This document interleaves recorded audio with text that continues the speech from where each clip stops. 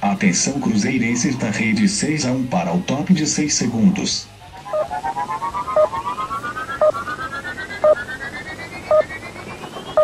E aí galera, tudo bem com vocês? O vídeo de hoje é mais uma das edições aí do 6-1 Responde, né? Aquele quadro sensacional onde vocês deixam perguntas nos comentários do vídeo, eu respondo no vídeo, vocês vão deixar novas perguntas nos comentários deste vídeo e eu responderei no próximo vídeo e assim a gente vai para sempre aí até o fim dos dias. Desde o início eu vou pedir para você deixar o like no vídeo, se inscrever no canal caso não seja inscrito, usar os comentários para manifestar as suas opiniões e obviamente, né, para deixar as perguntas também para um próximo vídeo. E gostaria de ressaltar que este conteúdo é feito com o patrocínio do OneFootball, que é o maior aplicativo de futebol do planeta, com mais de 20 milhões de downloads. É um app 100% gratuito, está disponível para Android e iOS, e o link para você fazer o download está aqui na descrição, beleza? Então vamos para a primeira pergunta, que é do um youtuber aleatório. O que você acha que seria dos clubes do eixo Rio-São Paulo se não fossem os canais de televisão? Particularmente acho que pelo menos o Flamengo seria basicamente um esporte da vida. Aleatório? Obrigado aí por perguntar, cara.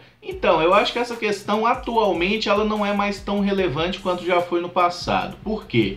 Na época que foi popularizada a questão de transmissão de futebol, que foi primeiramente pelo rádio, depois pela TV, eu acho que aí sim teve uma grande influência, especialmente em estados do norte e do nordeste, assim, onde a gente sabe que o Flamengo, como você citou, é um clube que tem muita torcida, por mais que jogue raramente por lá. Mas acredito que com o passar dos tempos isso acaba não fazendo mais tanta diferença. A questão de torcer por um time de futebol tem muita questão hereditária também, né? A gente costuma pegar aí o time de coração do nosso pai ou da nossa mãe, sei lá, ou de algum familiar. É uma coisa muito comum, né? É difícil a gente ver uma pessoa que torce por um time diferente do que todo mundo da família torce. Acontece às vezes, mas não é o comportamento mais habitual. Eu já li alguma coisa a respeito, acho que foi na década de 80 que teve um boom muito grande das transmissões, e aí o futebol do Rio de Janeiro acabava sendo o mais popular, né? Acabava sendo o que vendia mais no fim das contas. Só que com o passar dos tempos, por exemplo, se o Flamengo não ganhasse nada, não fosse um time forte, só montasse time fraco, tradicionalmente ele iria perdendo força e outros clubes iriam emergindo, né? Outras equipes vão crescendo. Se a gente pega o exemplo aqui do estado, Minas Gerais, o Atlético Mineiro é um clube que foi fundado antes, né? Ele dividia com o América a questão de grande clube, o Cruzeiro foi crescendo a partir de Palestra e há muitos anos, há várias décadas, a torcida do Cruzeiro superou e muito todas as outras do estado. Hoje a gente vê em Belo Horizonte aí uma certa polarização maior entre Cruzeiro e Atlético. É uma divisão que a gente nota que o Cruzeiro tem mais torcida, mas é uma coisa mais parelha. Mas quando a gente vai para outras cidades do estado, em praticamente todas, a torcida do Cruzeiro é muito maior que o Atlético. E como que a gente conquistou isso? Time forte, título, sempre tá brigando, sempre ter essa visão de que é um grande clube, né? Enquanto o nosso rival ficou para trás historicamente, até pela questão de títulos. Resumindo essa conversa fiada toda, eu não acho que seja a mídia que faz uma pessoa se apaixonar pelo clube, seja efetivamente o que esse time faz em campo. Então se um time tiver muita exposição, mas não fizer nada, não ganhar nada, não levantar na pessoa aquela paixão de torcer por ele, não vai acontecer nada, entendeu? O clube conquista seus torcedores pelos seus méritos mesmo. A Lilian Gabriele pergunta: você acredita nisso que camisa pesa? Aí o Erickson Medeiros botou embaixo: boa pergunta. Lilian e Erickson, obrigado aí pela participação. Então eu acredito que a camisa pese desde que várias outras situações estejam em pé de igualdade. Por exemplo, se você tem um grande time sem uma camisa pesada e um grande time que tem uma camisa pesada, normalmente o clube mais tradicional consegue vencer, até porque os jogadores já estão mais habituados a conquistar. Enquanto um time que é de certa forma um intruso, né, que está chegando agora nessa história, os caras tendem aí a dar uma amarelada ali na hora de decidir, até porque essa questão de saber chegar e ganhar campeonato não é uma coisa que acontece corriqueiramente. É muito mais comum um time fazer uma grande campanha, aparecer, todo mundo falar: nossa, que time legal, aí chega na hora H, os caras dão aquela caída, porque não é um time que está acostumado a ser vencedor, e isso acaba fazendo muita diferença na hora decisiva. Agora não adianta achar que só a camisa vai ganhar também, tem muito time de camisa pesada aí que já caiu para a segunda divisão, que já perdeu jogos absurdos, que perde jogo em casa, que é eliminado. O próprio Cruzeiro cansou de perder Libertadores sendo sempre eliminado dentro de casa. E isso é uma questão de que a camisa pesa, mas ela sozinha não vai fazer nada. Tem que jogar bola, falando dentro de campo mesmo, né? Sem considerar a questão de arbitragem, que que a gente sabe que é outra coisa que também acaba influenciando no futebol. O Cauã Santos perguntou: qual título você acha mais fácil para o Cruzeiro ganhar? Cauã, obrigado pela pergunta, cara. Eu acho que nenhum, tá? Nenhum dos títulos vai ser fácil ganhar. Qualquer um deles que o Cruzeiro conquiste aí vai ser com muita luta, vai ser ralando demais. Mas se a gente considera até uma questão matemática, o título mais fácil de ser conquistado é o da Copa do Brasil, porque a gente já entrou nas oitavas de final, então são 8 jogos apenas até o título. Temos agora o Atlético Paranaense, né? 2 jogos, precisamos passar para seguir nas quartas e tudo mais. Já a Libertadores a gente tem primeiro 6 jogos da fase de classificação, depois o mata-mata, e com relação ao Campeonato Brasileiro eu acho que é o campeonato mais difícil, porque é o campeonato que testa regularidade, né? São 38 rodadas, e eu continuo achando sempre que o Campeonato Brasileiro é sempre a competição mais difícil a ser disputada e deveria ser mais valorizada, inclusive na questão de premiação, né? Já que esse ano a gente vê a Copa do Brasil com uma premiação absurdamente alta e o brasileiro com uma premiação muito baixa em comparação até mesmo à dificuldade de cada torneio. O Fute Humor perguntou: qual jogador chegou com status alto e te decepcionou? E qual jogador de status mais baixo te surpreendeu? Muito obrigado aí pela pergunta, Fute Humor. Eu acho que o jogador que mais me decepcionou mesmo foi o Rivaldo, que veio para o Cruzeiro em 2004, tinha sido o melhor do mundo em 99, né? Tinha sido campeão mundial em 2002, então assim, fisicamente ele ainda estava em condição de render alguma coisa, mas acabou tendo um início meio conturbado no Cruzeiro. O primeiro jogo dele, a estreia no Mineirão, foi um jogo que a gente perdeu, acho que para o Valério, que perdeu de 1-0, que o cara bate a falta, ela pega no Rivaldo e trai o goleiro, e a gente acabou perdendo.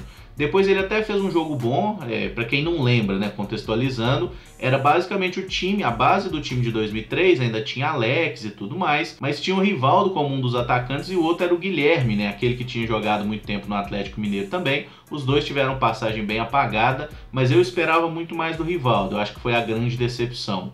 E o jogador que mais surpreendeu positivamente foi o Ramires, sem sombra de dúvida. Era um jogador desconhecido que chegou aqui, estreou fazendo gol no Palmeiras lá no Parque Antártica, depois conseguiu ainda naqueles primeiros meses de Cruzeiro já ser eleito para a seleção do Campeonato Brasileiro. Ele chegou mostrando bola assim de forma imediata, né, e acabou caindo nas graças da torcida muito cedo. É um jogador que eu gostaria muito que voltasse para o Cruzeiro. Tem gente que fala que ele tirou o pé lá contra o Estudiantes, eu discordo, eu acho que ele não tirou o pé, ele simplesmente não jogou bem. Assim como o time todo fez um jogo muito aquém aquele dia e deu tudo errado. Mas o Ramires para mim é muito craque, eu sou louco para ele voltar para o Cruzeiro, pena que financeiramente no momento é impossível. O Filemon Silva perguntou: o que você acha sobre as páginas oficiais do Cruzeiro no YouTube, Twitter e Facebook?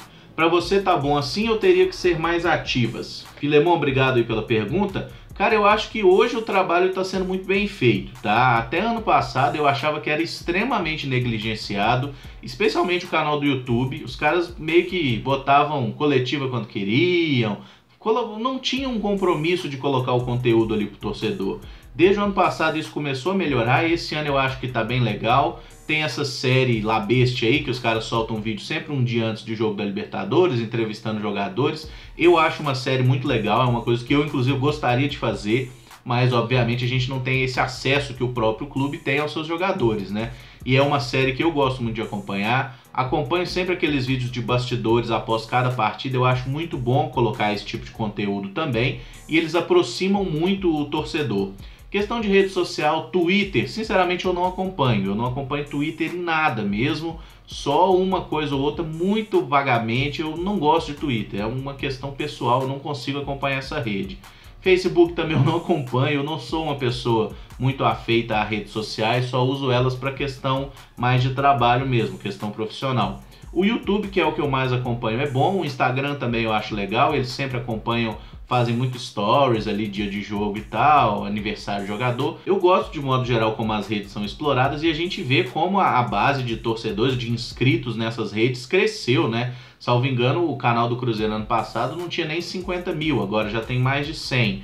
Então assim, o torcedor do Cruzeiro ele é engajado, ele quer se engajar ao clube, mas aí o clube tem que fazer por onde? Eu acho que esse ano o pessoal está fazendo um trabalho legal e eu particularmente gosto muito do que eles têm feito. O Igor Mendes perguntou: você acha que há a possibilidade de no futebol brasileiro um técnico criar uma hegemonia como Arsène Wenger no Arsenal, Alex Ferguson no Manchester? Igor, obrigado pela pergunta, cara. E não há a menor possibilidade disso acontecer. pelo menos em grandes clubes, tá? Não vejo realmente a menor possibilidade, porque time grande no Brasil é pautado única e exclusivamente pelo resultado imediato.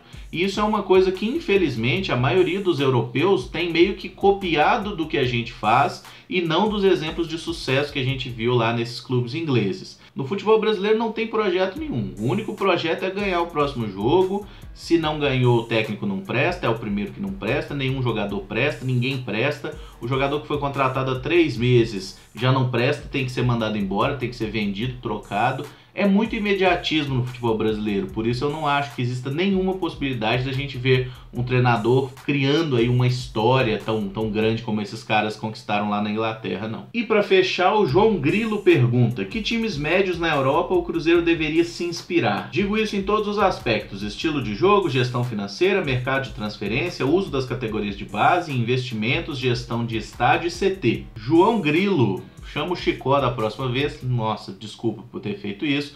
Obrigado pela pergunta.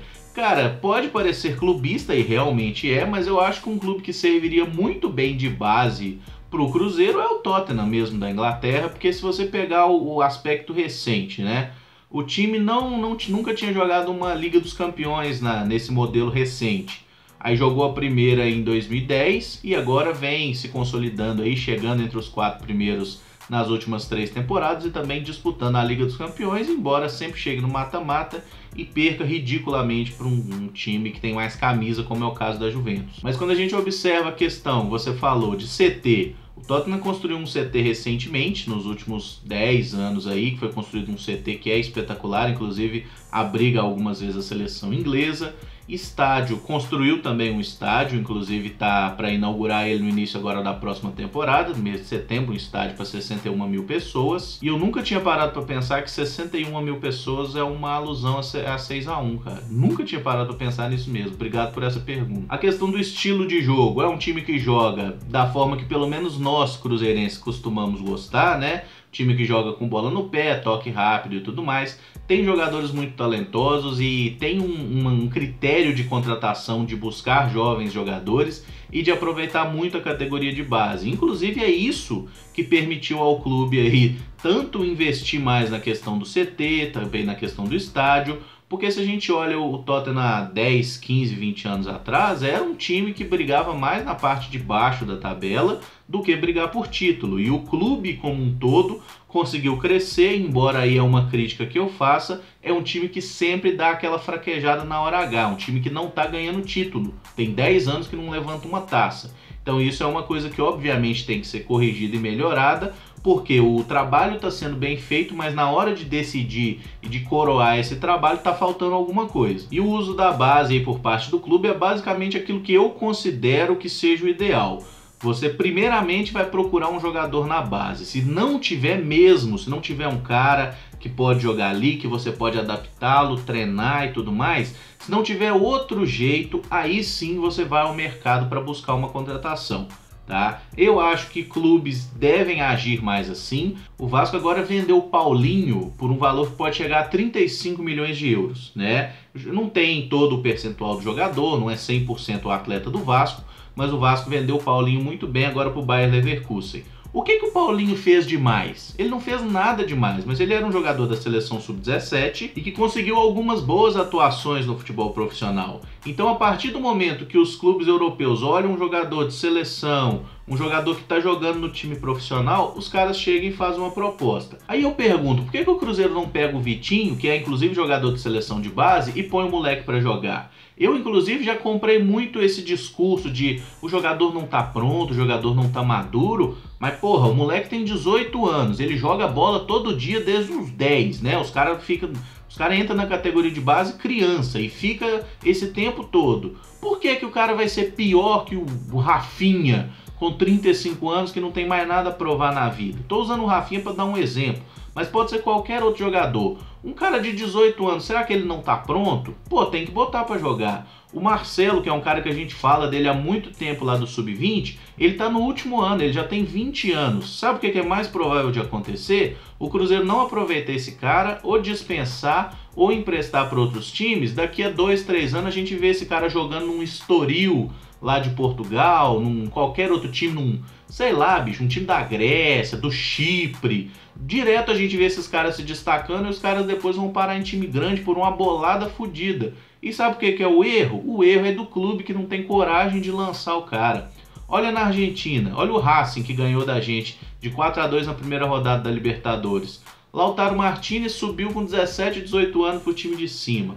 Você olha lá os meia atacantes principalmente, você vai ter uns 5 jogadores que são garotos no elenco principal. E não basta estar no elenco principal, tem que jogar. Mas aí é uma coisa que a torcida também tem sua parcela de culpa.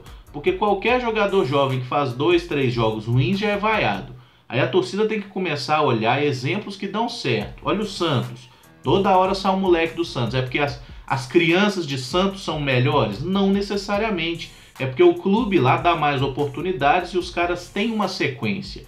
E ter sequência é essencial para esse trabalho de base dar certo. Eu acho que eu desviei completamente do foco da pergunta agora que eu reparei, mas eu acho que deu para responder bem a questão aí. É um clube que eu acho que o Cruzeiro deveria usar como espelho, até pelas melhorias na questão estrutural que teve nos últimos anos. Mas eu também gosto muito do trabalho que é feito pelo Mônaco da França, né? Especialmente com relação a jovens jogadores. Os caras têm uma equipe de olheiros muito boa, eles garimpam muito jogador jovem. Gosto muito também do trabalho que é feito pelo Napoli, especialmente na questão de modelo de jogo. É um time que tem um modelo de jogo interessante e faz valer isso, né? Por mais que muitas vezes perca por esse modelo de jogo, os caras jogam e têm ali confiança no trabalho que fazem. Isso é uma das coisas que eu acho que mais falta no futebol brasileiro. Ninguém tem convicção no trabalho que faz. Se você trabalha todo dia, treina assim e tudo mais, não é por 2 derrotas que tudo vai por água abaixo, que nada presta. Você tem que insistir, tem que persistir, tem que botar pra jogar. Não é ser burro também, perder 20 jogos e continuar jogando assim. Você tem que ter cérebro, né? Mas se você vê que existem ajustes a se fazer, é você fazer os ajustes e não jogar tudo por água abaixo. Bom, galera, vamos encerrando aqui essa edição, até porque mais uma vez ficou extenso para burro, né? Então, se gostou do vídeo, deixa o like, se inscreve no canal caso não seja inscrito e deixa aí sua pergunta nos comentários para eu responder no próximo vídeo, beleza? Muito obrigado por acompanhar, um abraço e até o próximo. Valeu!